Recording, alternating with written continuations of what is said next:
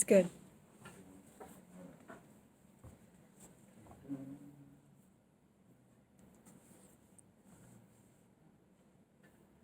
Okay, when you guys are ready, you can go. Alrighty, my name's Emily Becker, Oh, I'm Sid Parker.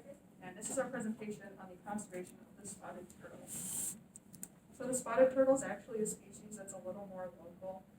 It's the only extant member of its genus and its classification, kingdom Animalia, phylum Chordata, class Reptilia, order Testudens, family Amididae, genus Chlemys, species Guttata.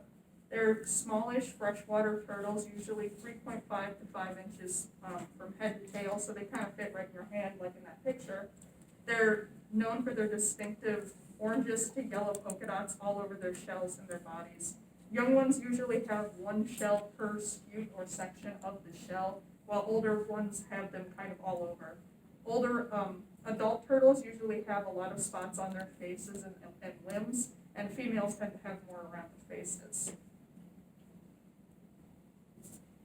The range of the spotted turtle has unfortunately been shrunk a lot in recent decades. It used to be basically all of the eastern United States, but now it has been fragmented a lot due to, people filling in wetlands, cutting down forests, and as well as increased predation, which Sid will talk about later. Their current range is seen on the map here, and it extends north to southern Maine and Ontario, west to Illinois, and south to northern Florida, and east all along the coast. There's also a number of isolated populations in central Florida, Georgia, and Illinois, as well as southern Quebec and southern Ontario. But these will be like, it's one wetland that has the turtles, so it's not connected to the rest of the population to really increase that gene flow, so they're pretty much isolated. The IUCN classifies this species as endangered, and it is not currently protected by the Endangered Species Act, but it is considered at risk of being listed. So it's close, but it doesn't actually receive protection yet. Within all of its range states, most of them consider the species a species of special concern, meaning that they're tracking the population, they're looking at it, but the protections that it's getting are still pretty limited. Good news for the turtle, in 2013, it was given CITES Appendix 2 protection, meaning that its trade is tracked, but not like totally restricted like very endangered animals. So in that same act, they added a couple of other freshwater North American turtles, as well as a bunch of other soft-shelled turtles from Asia. This was mostly, the trade that was happening with this species was mostly to and from Asia, because Asia really likes to eat turtles. I also looked up the NatureServe classification just for fun, and they ranked it as G5, meaning globally secure. But then when I looked at its rating in all of its range states, most of them were either vulnerable, imperiled, or worse. So I'm not entirely sure how they got globally secure when everywhere in its range is either vulnerable or worse. But there you have it. Maybe that's why we don't use NatureServe.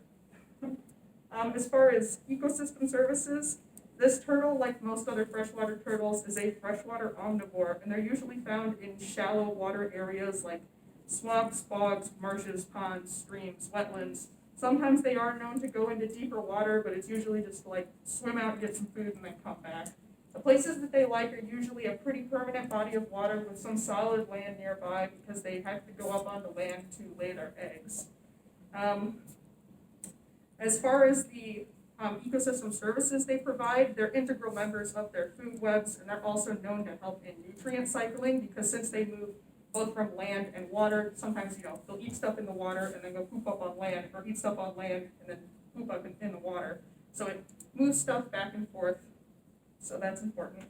As far as the food web, they eat a whole variety of things, mostly aquatic invertebrates, and things like snails, slugs, spiders, tadpoles, beetle larvae, all sorts of things like that. It's been experimentally proven that the presence of turtles within a pond like this one can help maintain phytoplankton levels, because since they're keeping the invertebrates in check, that means that their populations don't get too high and kind of wipe out the phytoplankton, so that's good. And having them in a pond also helps increase the invertebrate diversity, because they kind of eat a little bit of everything, so it makes sure that one specific invertebrate species its population doesn't explode.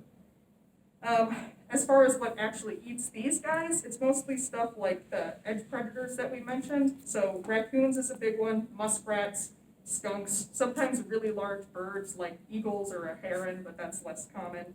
And as well, the eggs of these turtles are heavily eaten by raccoons, and again, that's something that Sybil mentioned.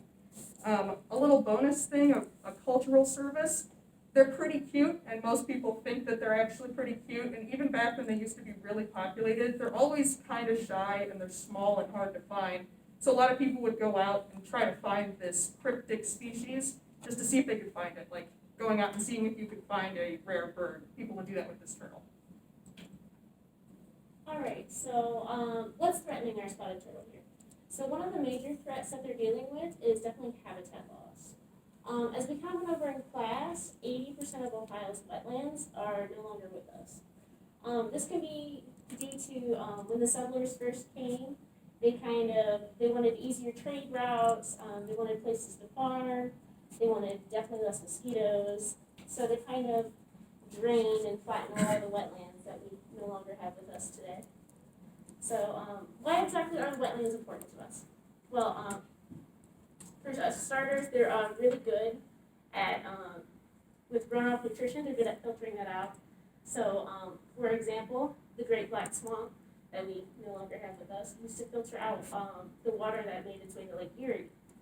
As we can see from the lots of harmful algal blooms, that it's been detrimental to not have our wetlands. So, what else? Again, this is one of the major habitats for our spotted turtle here. Our turtle prefers like clean, clear water, soft substrate to sit on, and aquatic vegetation for it to thrive. So without these wetlands, it's not doing so hot. So another thing that we talked about in class is habitat fragmentation, and this is another biggie as to why their habitats are no longer being the best that they can be for our spotted turtle here. Habitat fragmentation is when you have a habitat or an environment and you split it up into pieces. Usually that's from, always that's from usually human involvement. These are things such as like railroads and just regular roads, power lines. I've heard of like pipelines being issues too. And what this causes is definitely less environment for our turtle to be in. So you have smaller populations where disease can run rampant. And then also you're running into where turtles are having more human interactions. This can be getting hit on the roads, this can be people picking them up and taking them home, which we'll get to here with the illegal black trade and illegal pet trading. But and then as Emily was saying, you have a lot of these edge predators that now have easier access to our turtle. And again, one of the big ones is definitely the raccoons. Their population increased from 1930 to 1980 by 15 times. They're just so well adapted in the human-made environments that they've become a massive threat to our turtle here. But yeah, we have illegal black market poaching and pet trade. These turtles, because they are so cute, are really popular as pets. Even though they are rare, people will still go out, find them, and take them home, which is a big no-no. And yeah, we also have, with our wetlands, worsening water quality. This is, again, runoff pollutions. This is our farming and, again, the extra nutrients that come into the water here and become harmful. So what exactly is being done to help our turtle? So we have 3 of the Greater Cleveland Aquarium, the Wild Forever Foundation, and the Cleveland Museum of Natural History. They're kind of the forerunners of our turtle conservation here, the ones that people most commonly think about.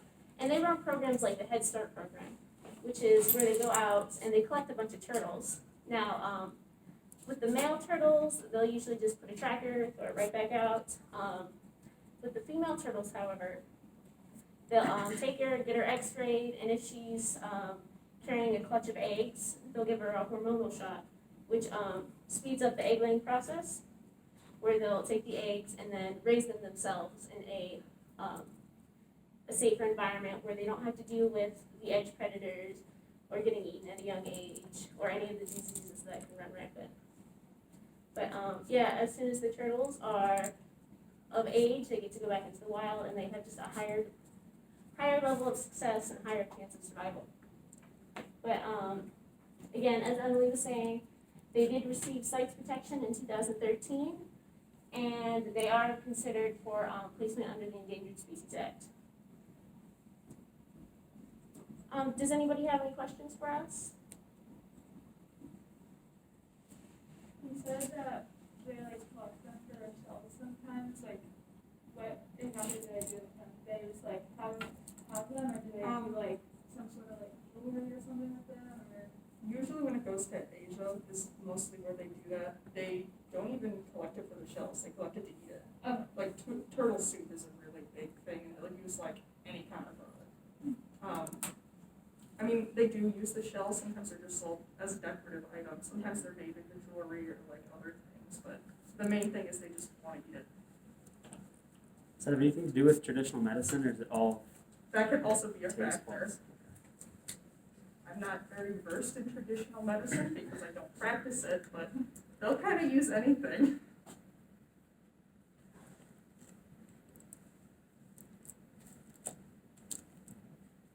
Any other questions? Okay, thank you.